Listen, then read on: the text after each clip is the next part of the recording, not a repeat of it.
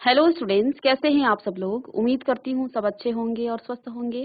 मैं Meena Rana ICT virtual class में आपका स्वागत करती हूँ। तो स्टूडेंट्स, हम पढ़ रहे हैं क्लास 7 का मैथ्स, और जैसा कि आप जानते हैं आपका चैप्टर नंबर 13 चल रहा है यहाँ पे। जो आपकी प्रीवियस जो पुरानी बुक है उसके अकॉर्डिंग 13 नंबर चैप्टर है ये आपका। और इसमें हम कल की क्लास में हमने स्टार्ट किया था लॉ ऑफ एक्सपोनेंट, और एक लॉ हमने यहाँ पे पढ़ लिया था। और रेस्ट ऑफ द जो लॉ है आपके, आज की क्लास में इसको हम डिस्कस करेंगे। तो चलिए चलते हैं स्मार्ट बोर्ड पर। तो देखिए, लॉ ऑफ एक्सपोनेंट आपके पास यहाँ पे पहला लॉ हमने प्रीवियस लेक्चर में डिस्कस किया था। तो यहाँ पे देखिए, multiplying power with the same base. जब आपके पास सेम बेस होते हैं तो उनकी पावर को आप क्या करते हैं, ऐड कर देते हैं। जैसे कि यहाँ पे लिखा है 8 raise to the power m multiply by a raise to the power n। तो देखिए यहाँ पे आपका दोनों में बेस सेम है, a है। तो आप क्या करते हैं, इसके बेस को आप कॉमन ले लेते हैं और पावर्स को आप ऐड कर देते हैं। ठीक है, यहाँ पे हमने आपको एग्जाम्पल से भी समझाया कि ये कैसे होता है। तो देखिए, जब सेम बेस होती हैं तो आपको देखिए यहाँ पे जैसे 2 रेज टू द पावर 3 और 2 रेज टू द पावर 2 है। तो इसका मतलब क्या है, 2 रेज टू द पावर 3 का मतलब 2 को आपने 3 टाइम्स मल्टीप्लाई किया है, क्योंकि बेस सेम है। तो इसके बाद जो नेक्स्ट मल्टीप्लीकेशन है 2 रेज टू द पावर 2, तो वो भी आप 2 टाइम्स 2 को फिर से क्या कर देंगे, मल्टीप्लाई। यहाँ पे 2 है, इसकी जगह पे कोई और नंबर होता तो वो क्योंकि बेस सेम है तो उस नंबर को आप क्या कर देते हैं, उसकी पावर को ऐड कर देते हैं। यहाँ पे एक वेरिएबल्स के फॉर्म में भी हमने यहाँ पे समझा कि a raise to the power 4 multiply by a raise to the power 3। अगर ऐसा है तो आप क्या करेंगे, इसको a raise to the power 4 plus 3 यानी कि 7। और इसको हमने इस तरह से भी एक्सप्लेन करके समझा था कि a raise to the power 4 का मतलब आप a को 4 टाइम मल्टीप्लाई कर रहे हैं, multiply by a raise to the power 3 का मतलब a को आप 3 टाइम्स मल्टीप्लाई कर रहे हैं। क्योंकि बेस सेम है तो ये पूरा आप क्या कर लेंगे, काउंट कर लेंगे। ये तो हमने सीख लिया है कि मल्टीप्लिकेशन को आप एक्सपोनेंट फॉर्म में कैसे लिखते हैं, ये हमने इससे पहले लेक्चर में और पहली जो आपकी एक्सरसाइज नंबर जो 1 वाली है वहां पर हमने सीख लिया है। ठीक है, आज हम इसके और लॉज पढ़ेंगे। ठीक है, इससे पहले लॉज को पढ़ने से पहले कुछ एग्जाम्पल्स की हम यहाँ पे प्रैक्टिस करेंगे। ठीक है, जो कि आपकी एनसीईआरटी बुक में भी दे रखे हैं। तो देखिए यहाँ पे, तो देखिए हमने आपसे क्या कहा, जब आपका बेस सेम होता है तो उस समय आप क्या करते हैं, उनकी पावर को ऐड कर देते हैं। यानी कि जब आपके पास a की power m plus multiply by a raise to the power n है, तो आप इसको क्या लिखते हैं, कॉमन लेके m प्लस n आप इसको लिख देते हैं। ठीक है, इसी पर बेस कुछ क्वेश्चन की हम यहाँ पे प्रैक्टिस करेंगे, देन हम क्या करेंगे, नेक्स्ट लॉ पे यहाँ पे मूव करेंगे। तो देखिए यहाँ पे आपकी एनसीईआरटी बुक में एक क्वेश्चन दे रखा है 2 raise to the power 5 multiply by 2 raise to the power 3। ठीक है, तो देखिए अकॉर्डिंग टू दिस लॉ, इस लॉ के अकॉर्डिंग आप क्या करेंगे, आप ये देखेंगे यहाँ पे भी बेस दोनों में 2 है, यानी कि सेम बेस है। क्योंकि सेम बेस है तो हम इनकी पावर, इसकी जो बेस है उसको कॉमन ले लेंगे और पावर को आप ऐड कर देंगे 5 प्लस 3। तो ये आपके पास किस फॉर्म में आ गया है, 2 रेज टू द पावर 8। ठीक है, तो सीधे आप लॉ से इसको मल्टीप्लाई, अदरवाइज आपको क्या करना पड़ता, 2 को आप 5 टाइम मल्टीप्लाई करते।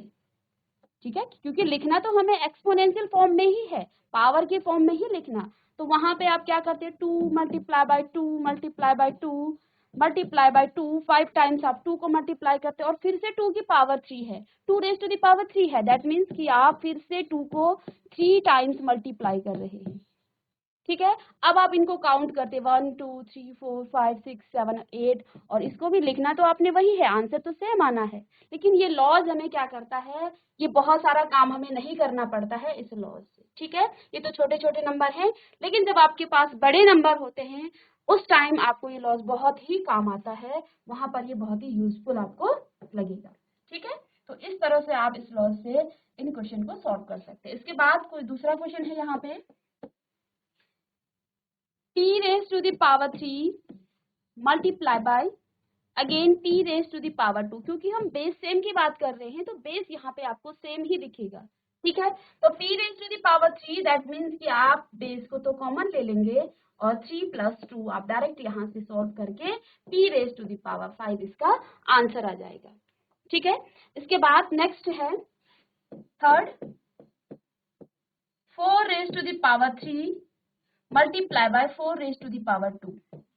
ठीक है, और यहाँ पे भी देखिए बेस सेम है, तो 4 raise to the power 3 plus 2, तो इसको आप जब ऐड करेंगे 4 रेज टू द पावर 5। ठीक है, ये आपके पास आ जाएगा। इसी प्रकार से देखिए यहाँ पे एक और क्वेश्चन है, a raise to the power 3 multiply by a raise to the power 2 multiply by a raise to the power 7। अब देखिए ऐसा नहीं है कि दो नंबर हैं और उनके बेस सेम है, उसी टाइम आपको उन दोनों नंबर को ऐड करना है। आपके पास 3 या 4 नंबर इस तरह से मल्टीप्लाई कर रखे हैं और आप उनका बेस सेम देख रहे हैं, उस केस में भी आपको क्या कर देना है, आपको बेस को कॉमन ले लेना है और क्या करना है, 3 प्लस 2 प्लस 7। ठीक है, यानी कि इसका आंसर कितना आ जाएगा, a raise to the power 2, ये आपका 5 प्लस 7 आपका 12 हो जाएगा। तो a raise to the power 12। अब आप कहेंगे कि मैम आपने ये लॉ तो दो ही नंबर के लिए लिखा है, आप इसको करके भी देख सकते हैं। a raise to the power 3 का मतलब a को आपने 3 टाइम्स मल्टीप्लाई करना है। ठीक है, a raise to the power 2 का मतलब 2 टाइम आप मल्टीप्लाई कर लेंगे और यहाँ पे आपको 7 टाइम 1 2 3 4 5 6 एंड 7। अब देखिए सब में बेस सेम है, एक ही नंबर को बार बार हम मल्टीप्लाई कर रहे हैं, इसके लिए हमने एक्सपोनेंट का यूज किया था, एक्सपोनेंट के फॉर्म में उसको लिखा था। ठीक है, रिपीटिंग मल्टीप्लिकेशन को ही आप एक्सपोनेंट के फॉर्म में लिखा जाता है। तो यहाँ पे देखिए 1 2 3 4 5 6 7 8 9 10 11 एंड 12, यानी कि a raise to the power 12। अब देखिए यहाँ पे कंफ्यूज नहीं होना है, बेस सेम हो चाहे वो दो नंबर हो चाहे चार नंबर हो, अगर बेस सेम है तो उनकी पावर्स को आप ऐड कर देंगे। यहाँ पे आपका एक और नंबर, क्योंकि रूल में आपको यही लिखा है a raise to the power m plus a raise to the power n, तो यहाँ पे आपको कंफ्यूज नहीं होना है, क्योंकि आपको उसका कॉन्सेप्ट समझना है कैसे आ रहा है, क्योंकि सेम नंबर है, सेम नंबर की पावर है, तो जितने भी नंबर आएंगे सेम उन नंबर की पावर को आप बार बार मल्टीप्लाई करेंगे और जब उन सबको काउंट करेंगे तो वो आपके किस में आएगा, उस बेस के पावर में आएगा। ठीक है, तो यहाँ पर आपने क्या करना है, सबकी पावर को ऐड कर देना। तो इस तरह से इस क्वेश्चन को भी आप कर लेंगे। स्कूल है सर, स्कूल है कोई। ऐसे ही ये तो आपका वेरिएबल्स के फॉर्म में था। अगर आपके पास कोई नंबर आ जाता है, इसी का फिफ्थ पार्ट है, 5 raise to the power 3 multiply by 5 raise to the power 7 multiply by 5 raise to the power 12। ठीक है, अब देखिए यहाँ पे ये क्वेश्चन आपको कितना ज्यादा आपको मल्टीप्लिकेशन करना, अगर ये लॉ नहीं होता तो फिर आपको ये क्वेश्चन कितना मल्टीप्लिकेशन, देखिए 5 को आप पहले 3 टाइम्स मल्टीप्लाई करते, फिर 7 टाइम मल्टीप्लाई करते और उसके बाद 12 टाइम इसको मल्टीप्लाई करते। तो हमारे पास एक लॉ है कि आप जब बेस सेम हो, चाहे वो 2 नंबर हो, 4 नंबर हो, 6 नंबर हो, हमें उसके बेस को कॉमन ले लेना है और उनकी पावर को ऐड कर देना है। यानी यहाँ पे बेस सेम है तो 5 raise to the power 3 plus 7 plus 12। ठीक है, तो 3 प्लस 7 आपका 10, 10 प्लस 12 आपका हो जाएगा 22, तो 5 रेज टू द पावर 22। ठीक है, और अगर आप इसको मल्टीप्लिकेशन करके करते तो आपको 5 को 22 टाइम्स मल्टीप्लाई करना पड़ता, तब फिर इसको आप काउंट करते हैं और वहां पे आपकी गलती होने के चांसेस होते हैं। कभी कभी बहुत सारे नंबर होते हैं तो हम किसी नंबर को स्किप कर देते हैं। ठीक है, अच्छा कोई नहीं। ठीक है, जैसे अगर हम इसको बहुत बार इस 5 को क्या करें, मल्टीप्लाई करें, देखिए 4 5 6 7 8 9 10 11 और 12, और इसी प्रकार से जब आप इसको बार बार लिखेंगे तो आपके नंबर स्किप कर सकते हैं। तो यह बहुत ही अच्छा आपका लॉ है जिसमें हम बेस सेम होते हैं तो उनकी पावर्स को क्या कर देते हैं, ऐड कर देते हैं। इसको आप कॉपी कर लेंगे, इसके बाद हम नेक्स्ट लॉ पढ़ेंगे।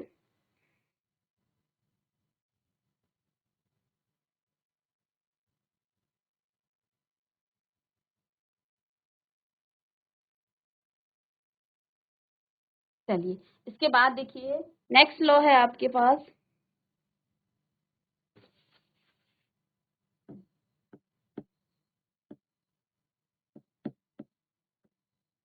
दूसरा लॉ है dividing power with the same base.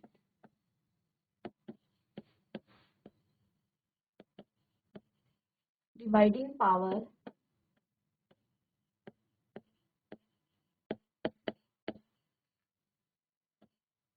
with the same base।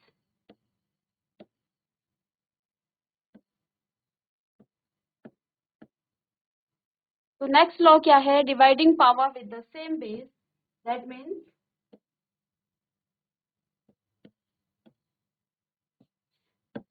देखिए इस लॉ का मतलब क्या है ये हम देख लेते हैं, ठीक है। तो dividing power with the same base यानी कि आपके पास देखिए लॉ क्या कह रहा है, a raise to the power m divided by a raise to the power n। ठीक है, दो नंबर हैं और उन दोनों नंबर के बेस सेम हैं और उन दोनों को हम डिवाइड कर रहे हैं, ठीक है। तो इनको जब आप डिवाइड करते हैं तो ये लॉ क्या कहता है कि आप बेस को फिर से सेम क्या कर देते हैं, सेम कर देते हैं या कॉमा ले, जो भी आप इसको समझें, और पावर्स को आप माइनस कर देते हैं।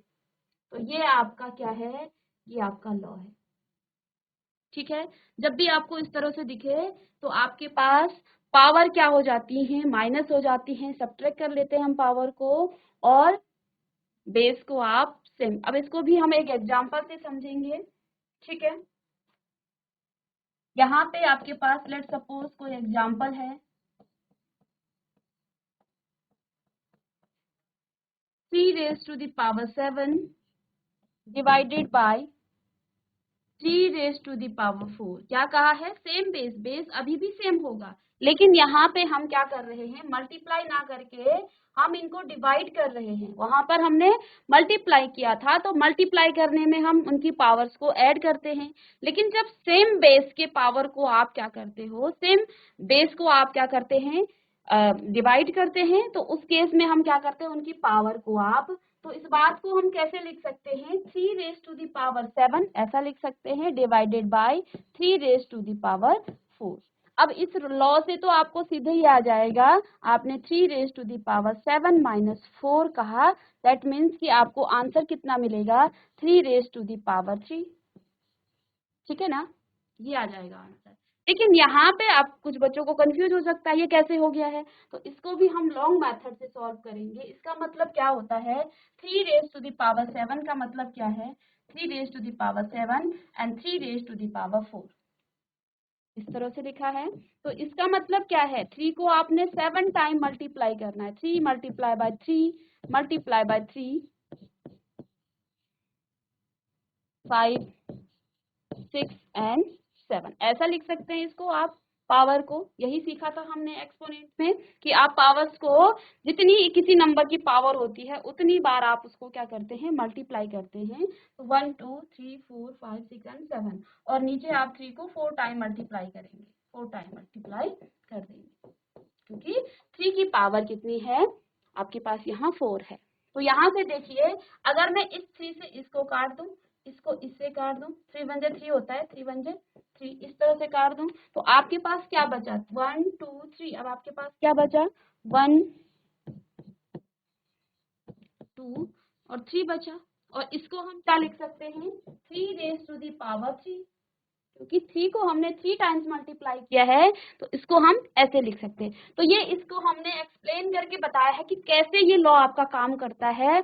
तो यहाँ वहां जब आपको लॉ यूज करेंगे तो उस टाइम आपको ऐसा नहीं करना है, ये आपको नहीं, ये आपको समझाने के लिए बताया गया है कि ये क्वेश्चन, ये लॉ कैसे काम कर रहा है, ठीक है। आपने कहा कि जो डिनोमिनेटर की पावर है वो न्यूमरेटर की पावर से क्या हो जाता है, सब्ट्रैक्शन हो जाता है, लेकिन क्यों होता है, ठीक है। उस क्यों का आंसर है ये कि अगर आपके पास 3 रेज टू दी पावर 7 है अपॉन में 3 रेज टू दी पावर 4 है, तो हम इसका मतलब क्या है, पावर को आप 7 टाइम क्या करेंगे, मल्टीप्लाई करेंगे, अपॉन में 3 को आप 4 टाइम मल्टीप्लाई करेंगे। दैट मीन्स कि आप यहाँ से आपके 4 3 आपके कट जाएंगे, आपके पास क्या बचेगा, 3 रेज टू दी पावर 3 आपके पास यहाँ पे बचेगा। तो ये हमें नहीं करना है, ये आपको एक्सप्लेन करने के लिए यहाँ पे बताया गया है। ठीक है, हमें लॉज का यूज करना है, ये लॉ कैसे काम करता है ये हमने यहाँ पे एक्सप्लेन किया है।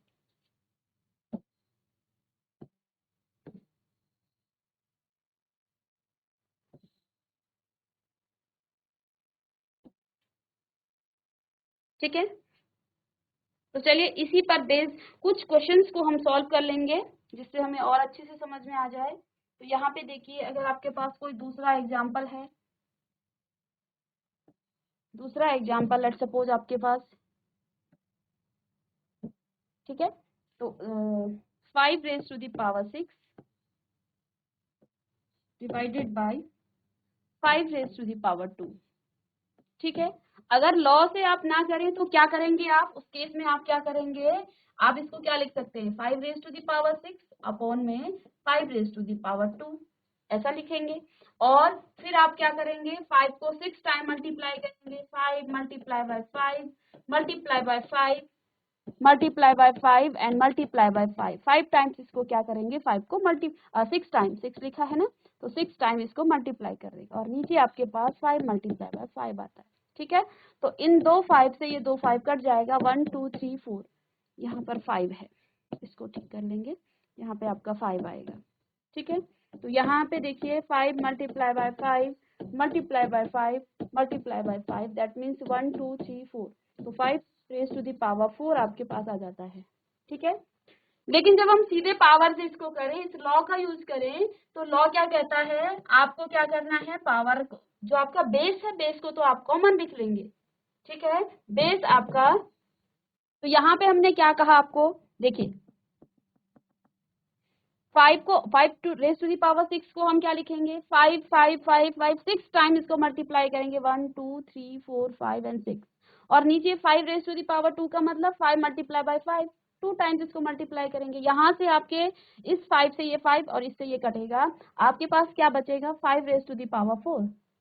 ठीक है, ये तो आपका लॉन्ग मेथड है, लेकिन जब हम लॉज का यूज करेंगे तो देखिए 5 raise to the power 6 and 5 raise to the power 2, हमने क्या कहा, आप पावर को सब्ट्रैक्शन कर देंगे कॉमन लेके बेस को, तो बेस इसका 5 है, 5 आपका कॉमन आ जाएगा, या फिर आपका इसको ऐसा भी कहते हैं कि ये आपका ऊपर आ जाएगा। ठीक है, तो यहाँ से 6 माइनस 2 और ये आपके पास क्या बचेगा, 5 रेज टू दी पावर 4। तो देखिए आंसर बहुत इजीली आ जाता है इन लॉज से, क्योंकि जब आपके पास लॉन्ग मेथड होता है तो उस केस में आपको क्या करना पड़ेगा, बहुत बार इसको मल्टीप्लाई करना पड़ेगा।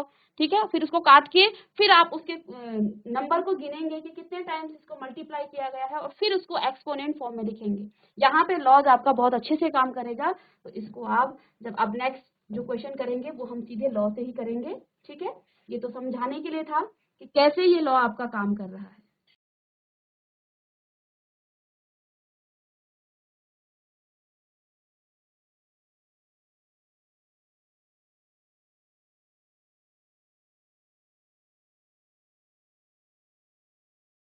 तो इसको आप इस तरह से लिख सकते हैं, और इसी पर बेस कुछ और क्वेश्चन जैसे हम कर लेंगे, अब सीधे डायरेक्ट लॉ से ही हम करेंगे इसको, a raise to the power 4 divided by a raise to the power 2। ठीक है, तो देखिए सीधे हमें लॉ से हमें पता है, इसको आप चाहें तो ऐसा लिख सकते हैं, एक ही बात है, ना भी लिखें तो हमें पता है, इसको ऐसा लिखते हैं। ठीक है, और a raise to same base है तो आप सीधे a को कॉमन ले लेंगे और 4 माइनस 2 और यहाँ पे आप लिख लेंगे a raise to the power 2। ठीक है, तो सीधे लॉ यहाँ पे काम करेगा आपका कि जब आपके बेस सेम हो और उन दोनों नंबर को आप डिवाइड कर रहे हैं तो पावर आपकी सब्ट्रैक्शन होती है। ठीक है, ऐसे ही अगर 10 की बात करें, 10 raise to the power 8 divided by 10 raise to the power 3। ठीक है, तो यहाँ पे आप क्या करेंगे, 10 raise to the power 8 upon में 10 रेज टू द पावर 3 लिख लेंगे, और 10 raise to the power 8 minus 3, तो ये आपके पास आ जाएगा 10 रेज टू द पावर 5। ठीक है, तो इसको आप इस तरह से इस पर बेस्ड जो आप क्वेश्चन हैं उनको आप सॉल्व कर सकते हैं। ठीक है, चलिए आप इसी लॉज पर हम कुछ क्वेश्चन की यहाँ पे प्रैक्टिस करेंगे। ठीक है, आपकी एनसीईआरटी बुक के क्वेश्चन है ये। तो यहाँ पे देखिए आपके पास क्या दिया है, 11 पहला पार्ट है। ठीक है, 11 raise to the power 6 divided by 11 raise to the power 2।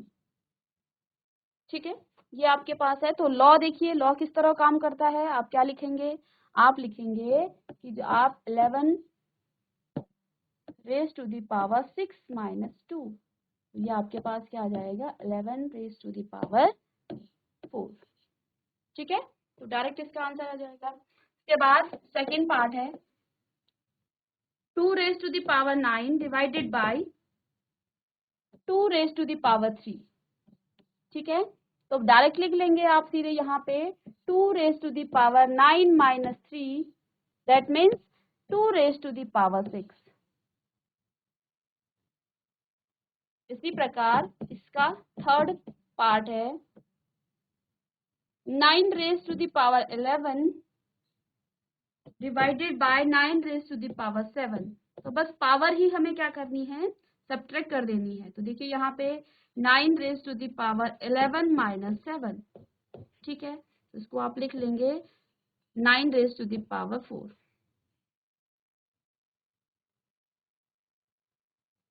और लास्ट वन है, इसी प्रकार आप कई क्वेश्चन बना सकते हैं खुद से भी।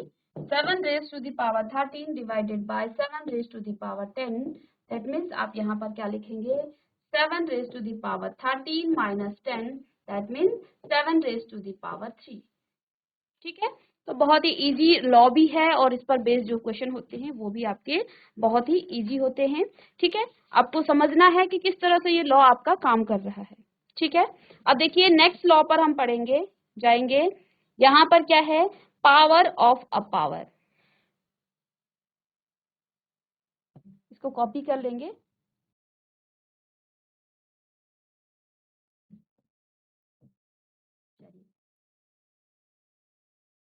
इन क्वेश्चन को आप खुद से भी आगे सॉल्व कर सकते हैं। ठीक है,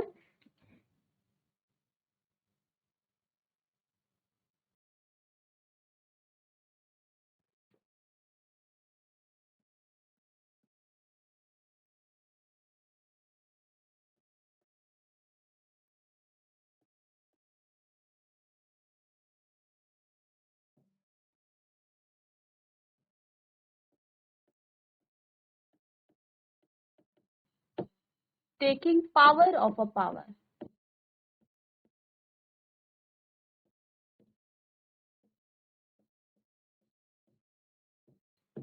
taking power of a power, तो इसका मतलब क्या है,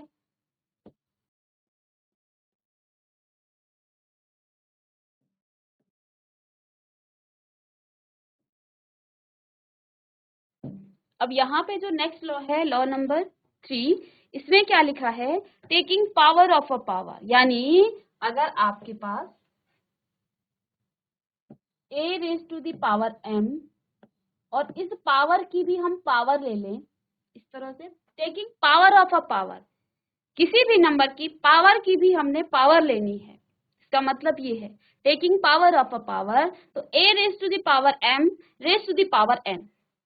ठीक है, अगर इस तरह से अगर आपके पास कभी आ जाता है तो हम क्या कर देते हैं, इन दोनों पावर को, ये दोनों पावर आपस में m मल्टीप्लाई बाय n आ जाता है। दैट मीन्स आप इसको क्या लिख सकते हैं, a raise to the power mn। ये आपका लॉ कहता है।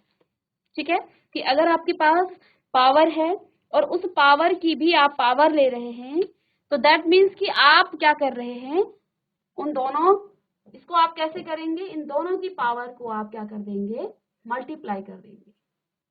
ठीक है, तो ये आपका लॉ नंबर 3 है। ठीक है, नंबरिंग का यहाँ पर कोई इश्यू नहीं है कि नंबर कौन सा है, आप आगे पीछे कर सकते हैं। ये समझाने के लिए एक नंबर, लॉ नंबर 1 2 ऐसा लिखा है। ठीक है, ये बस आपकी लॉज हैं, इनको ही हमें ध्यान रखना है। अब देखिए ये लॉ कैसे काम करता है, मैंने कहा आपको a raise to the power m raise to the power n, ये मल्टीप्लाई बाय n है। ये कैसे आया, क्यों आया, ये हम पहले समझेंगे। देखिए अगर आपके पास क्या है, 2 रेज टू द पावर 3 और रेज टू द पावर 2 है। ठीक है, तो इसको जब आप सिंप्लीफाई करना करोगे तो देखिए, जब हम क्या बोलते हैं कि किसी भी नंबर की जो पावर होती है आप उस नंबर को क्या करते हैं, उतनी बार मल्टीप्लाई कर देते हैं। अब यहाँ पे अगर हम इस पावर को, इस पूरे टर्म्स को एक बार सिर्फ एक नंबर की तरह इसको ट्रीट करें, इसके पावर को हम इग्नोर कर दें, बस ये एक नंबर है, इसकी ऐसे ले लें, ठीक है। तो हम क्या करेंगे, क्योंकि इस पूरे नंबर की पावर 2 है, तो यहाँ हम क्या लिखेंगे, 2 रेज टू द पावर 3, क्योंकि 2 बार आपने इसको मल्टीप्लाई करना है, ठीक है। यहाँ पर फिर से 2 रेज टू द पावर 3 ऐसा लिख सकते हैं इसको हम, ठीक है, क्योंकि इस 2 रेज टू द पावर 3 की 2 पावर है, तो इसको आप 2 टाइम्स क्या करेंगे, इसको लिख लेंगे, ठीक है। अब हमें पता है, अभी अभी हमने एक लॉ पढ़ा था कि जब बेस सेम होते हैं तो इनकी पावर आपस में ऐड हो जाती है, ठीक है। जब बेस सेम होते हैं तो पावर ऐड हो जाती है, यानी इसको आप क्या लिख सकते हैं, 2 raise to the power 3 plus 3, ये आ जाएगा 2 रेज टू द पावर 6, ठीक है। ये आपके पास क्या आ जाएगा, 2 रेज टू द पावर 6, और 6 को आप क्या लिख सकते हैं, 2 रेज टू द पावर 6 को आप लिख सकते हैं 3 मल्टीप्लाई बाय 2, ऐसा लिख सकते हैं।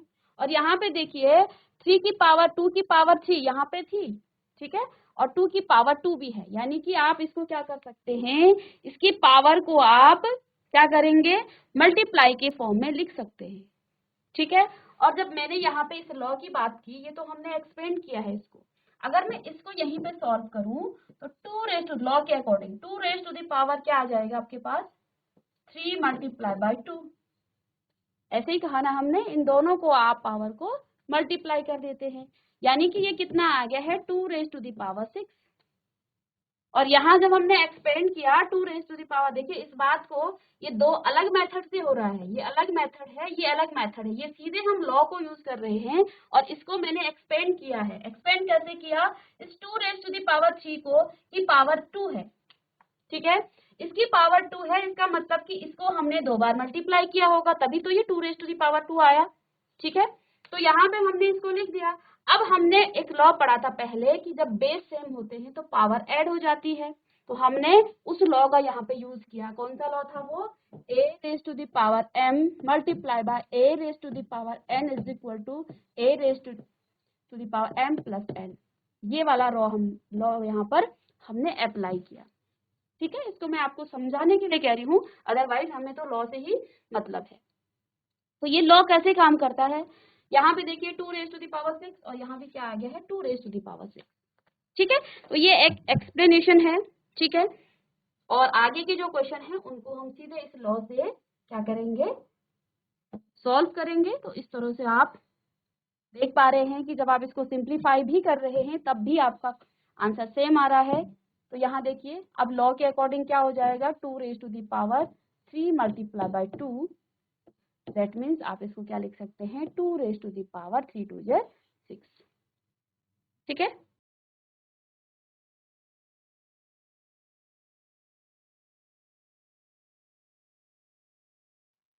इसके बाद एक दूसरा क्वेश्चन है 3 रेज टू द पावर 2, ये तो पहला है। दूसरा यहाँ पे है 3 रेज टू द पावर 2, इसकी पावर भी 4 है। तो इसको अगर आप लॉ से क्या करें, इसको सॉल्व करें, तो ये आपके पास क्या आ जाएगा, सीधे हमने क्या कहा, m और n को आप ऐड कर देते हैं, मल्टीप्लाई कर देते हैं, 3 raise to the power 2 multiply by 4, तो आंसर कितना आ जाएगा, 3 रेज टू द पावर 8। अब ये कैसे आया लॉ से, इसको भी हम एक्सप्लेन कर लेंगे। तो 3 रेज टू द पावर 2, इसकी पावर 4, तो पहले हम बाहर से इसको सॉल्व करेंगे। देखिए 3 रेज टू द पावर 4, यानी कि 3 रेज टू द पावर 2 को 4 टाइम्स आप लिख लेंगे, 3 raise to the power 2 4 time लिखना है, 3 raise to the power 2 multiply by 3 raise to the power 2 multiply by 3 raise to the power 2, ठीक है। और अभी इससे पहले क्या कहा था, जब बेस सेम होते हैं तो उनकी पावर को आप ऐड कर लेते हैं, लॉस पढ़ा है ना।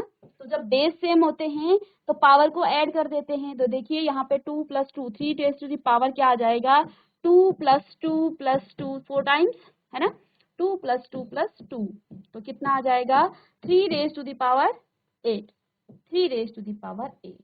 तो इस तरह से इसको हमने एक्सप्लेन करके लिखा है। और ये लॉ तो आपको पता ही है, दोनों की पावर को आप मल्टीप्लाई कर देते हैं। लेकिन जब बच्चे कंफ्यूज होते हैं तो इस तरह से ये आपका आंसर आता है और लॉ आपका यहाँ पे इस तरह से काम करता है। तो इसको तो हमें नहीं लिखना है, ये तो एक्सप्लेन किया है, ताकि हमें लॉ से ही क्वेश्चन को सॉल्व करने हैं। ठीक है, चलिए इसी पर बेस्ड कुछ और क्वेश्चन को, एक्सरसाइज को हम कर लेते हैं यहाँ पे, इसी लॉ पर बेस्ड कुछ क्वेश्चन। तो यहाँ पे देखिए पहला क्वेश्चन है 6 raise to the power 2, 6 raise to the power 2 raise to the power 4। ठीक है, और सेकंड है 2 raise to the power 3 raise to the power 100। ठीक है, बेसिकली देखिए यहाँ पे जब छोटे छोटे आपके पास इस तरह के क्वेश्चन होते थे वहां पर तो आप लॉ की जरूरत नहीं है, लेकिन यहाँ पे देखिए 2 raise to the power 3 raise to the power 100। अब आपको क्या करना पड़ेगा, यहाँ पे 2 रेज टू द पावर 3 को 100 टाइम्स लिखना पड़ेगा। ठीक है, और उसके बाद आपको उन सबको ऐड करना पड़ेगा। तो यहाँ पे आपके लॉज बहुत ही फायदेमंद हैं। ठीक है, तो यहाँ पे लॉ से आप आसानी से उन क्वेश्चंस को सॉल्व कर सकते हैं। इसके बाद नेक्स्ट है थर्ड क्वेश्चन इसी का, चलिए इन दोनों को कर लेते हैं, इसके बाद थर्ड लिखेंगे। तो देखिए सीधे हमने क्या कहा है, पावर की जब पावर होती है तो 6 raise to the power 2 plus 2 multiply by 4 आप कर लेंगे। तो यहाँ पे क्या आ जाएगा 6 रेज टू द पावर 8।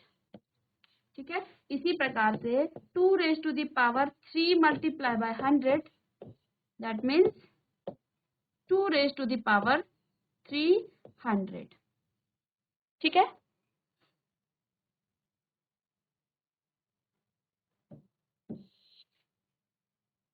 इसके बाद नेक्स्ट क्वेश्चन है थर्ड इसी का 7 raise to the power 50 raise to the power 2। ठीक है, तो यहाँ पर भी देखिए 7 raise to the power 50 multiply by 2, that means 7 raise to the power 100। ठीक है, इसके बाद नेक्स्ट क्वेश्चन है 5 raise to the power 3, 5 raise to the power 3 raise to the power 7। तो सीधे क्या कर देंगे, मल्टीप्लाई कर देंगे 5 raise to the power 3 multiply by 7, तो 5 रेज टू द पावर 21।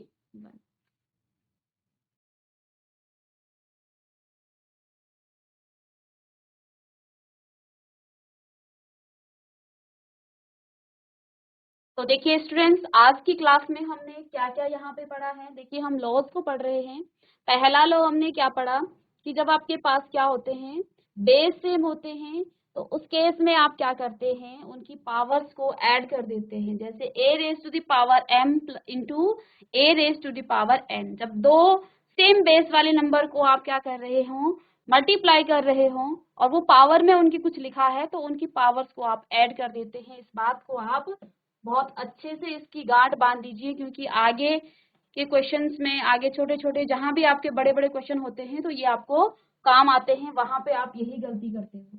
ठीक है, इसके बाद दूसरा लॉ हमने क्या पढ़ा, dividing power with the same base. अगर आपके पास सेम बेस हो और उन बेस को आप क्या कर रहे हो, उन दोनों नंबर्स को आप डिवाइड कर रहे हो और पावर में कुछ हो तो पावर को आप सब माइनस कर देते हैं। जैसे यहाँ पे a raise to the power m upon a raise to the power n, तो दोनों का बेस सेम है, तो पावर क्या हो जाएंगी आपकी, सब्ट्रैक्ट हो जाएंगी, बेस को आप एक कर लेंगे, इस तरह से कॉमन लिख लेंगे। इसके बाद थर्ड लॉ हमने क्या पढ़ा, taking power of a power, यानी कि किसी नंबर की पावर की भी जब पावर लिखा हो तो उन दोनों पावर को आप मल्टीप्लाई कर देते हैं। a raise to the power m raise to the power n लिखा है, तो a raise to the power m into n आपके पास आ जाएगा। और ये कैसे आता है ये भी हमने आपको एक्सप्लेन करके बता दिया है। 2 रेज टू द पावर 3 लिखा है और उसकी पावर भी आपको 2 लिखी है, तो दोनों पावर को आप क्या कर देंगे, मल्टीप्लाई कर देंगे। ठीक है, तो इसको आप ध्यान से, इस पर बेस्ड जितने भी क्वेश्चन हैं उनको आप घर में करेंगे, और नेक्स्ट क्लास में हम कुछ और लॉज और कुछ क्वेश्चंस के साथ आएंगे।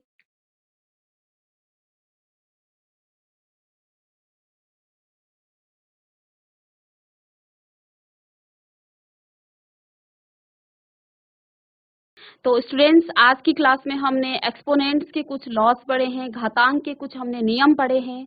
यहाँ पे पहला नियम क्या था कि जब बेस सेम हो और उन दोनों नंबर्स को आप मल्टीप्लाई कर रहे हो तो उनकी पावर ऐड हो जाती है। और दूसरा लॉ क्या है, जब बेस सेम हो और दोनों नंबर को आप डिवाइड कर रहे हैं तो उनकी जो पावर है वो माइनस हो जाती है। इसके बाद पावर की भी, जब पावर दी हो, किसी भी एक्सपोनेंट की जब पावर दी हो तो वहां पर उन दोनों पावर्स को हम क्या कर देते हैं, उनको मल्टीप्लाई कर देते हैं। तो आई होप कि आपको ये समझ में आया होगा। नेक्स्ट क्लास में हम इसी पर बेस्ड कुछ लॉज और कुछ क्वेश्चंस के साथ आएंगे। मिलेंगे नेक्स्ट लेक्चर में, तब तक के लिए thank you and have a nice day.